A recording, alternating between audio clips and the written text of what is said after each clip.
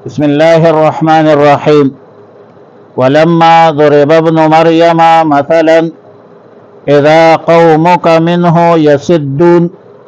پارہ 25 سورہ الزخرف رکوع 6 آیت نمبر 57 تا 59. آیات مذکورہ کے شان نزول کے حوالے سے 3 روایات ہیں.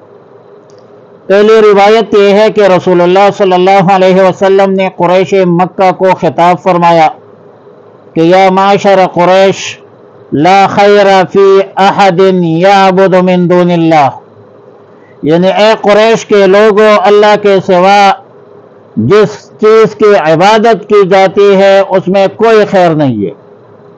اس پر مشرکین نے کہا کہ نصارہ حضرت عیسیٰ علیہ السلام کی عبادت کرتے ہیں، لیکن آپ جانتے ہیں کہ وہ اللہ کے نیک بندے تھے، اللہ کا نیک بندہ تھا اور اللہ کا نبی تھا. تو اس حوالے سے آیات مذکورہ نازل ہوئی کذا فی القرطبی. دوسری روایت یہ ہے کہ جب قرآن کریم کی آیت نازل ہوئی کہ انکم وما تعبدون من دون اللہ حسب جہنم، کہ بلا شبہ اے مشرکین تم اور جن کے تم عبادت کرتے ہو وہ جہنم کا ایندھن بنے گے.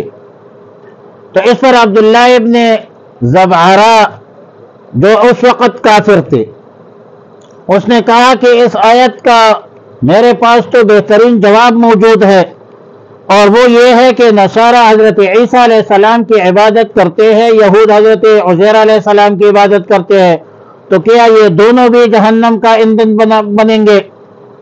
یہ بات سن کر قریش مکہ بڑے خوش ہوئے. تو اس پر آیات کریمہ نازل ہوئی کہ ان الذین سبقت لهم من الحسنى اولئک عنہا مبعدون، اور سورہ زخرف کی آیات کریمہ بھی نازل ہوئی کذا فی تفسیر کبیر.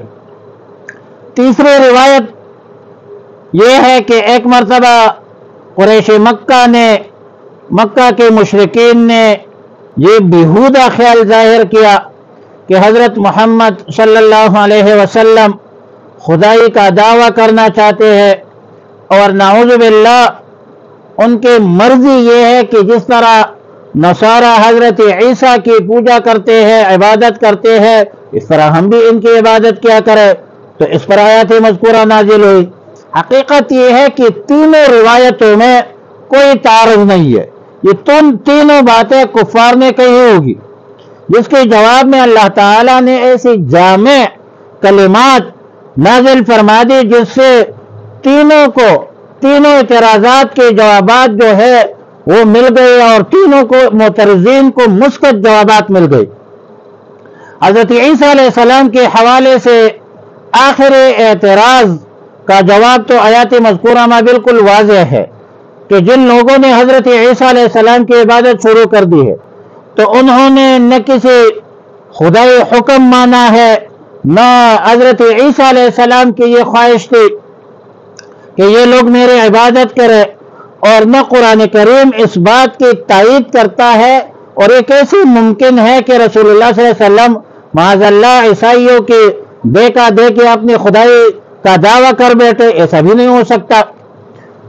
پہلے اور دوسرے روایتوں میں کفار کے اعتراضات کا حاصل تقریباً ایک ہی ہے، جس کا جواب آیات مذکورہ کے روح سے یہی بنتا ہے کہ اللہ تعالیٰ نے جو فرمایا کہ اللہ کے سوا جتنی لوگوں نے معبود بنا رکھے ہیں وہ جہنم کے ایندھن ہوں گے. رسول اللہ صلی اللہ علیہ وسلم نے جو فرمایا کہ اس میں خیر نہیں ہے، جو اللہ کے بغیر غیر کی عبادت کرتے ہیں، اس سے مراد وہ معبود بے جان ہے، جیسے لکڑ کے بت بنائے ہیں، پتھر کے بت بنائے ہیں. یہ جاندار ہو مگر خود اپنی عبادت کا حکم دے یا خود اپنی عبادت کو پسند کرے، جیسا کہ شیاطین ہے یا فرعون نے کہا تھا یا نمرود نے کہا تھا. سیدنا عیسیٰ علیہ السلام اس معاملے میں کیسے داخل ہے؟ وہ تو کسی بھی مرحلے میں اپنی معبودیت کا اظہار نہیں کیے ہے اور پسند بھی نہیں کرتے تھے.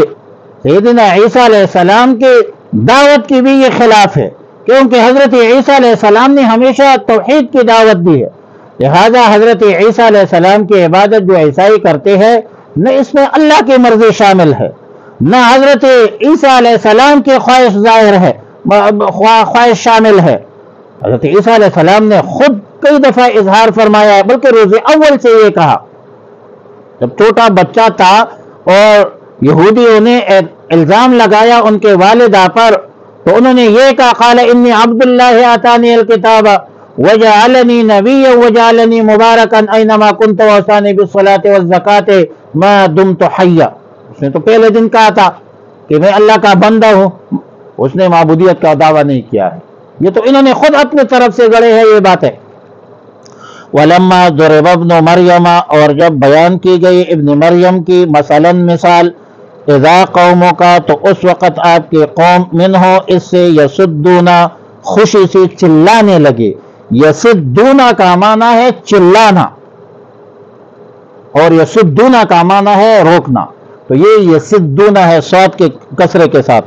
وقالو، اور کہنے لگے، آلہتنا خیرن، کیا ہمارے معبود اچھے ہیں، ام ہوا یا وہ، ما ضربوہ، اس نے اس مثال کو بیان نہیں کیا، لکا آپ کے سامنے، اذا الا جدلا، مگر جھگڑا کرنے کو، بل ہم قوم خصمون، بلکہ وہ لوگ ہیں جھگڑا لو، ان ہوا نہیں ہے یہ الا عبد، مگر ایک بندہ تھا، انعمنا علیہ، جس پر ہم نے انعام کیا ہے، وجعلنا، اور بنا دیا ہم نے اس کو، مثلاً ایک مثال، لبنی اسرائیل، بنی اسرائیل کے لیے، یعنی یعقوب بنی اسرائیل تو لقب ہے، نام ہے حضرت یعقوب علیہ السلام کا اولاد، بنی اسرائیل کا مطلب ہے یعقوب علیہ السلام کی اولاد۔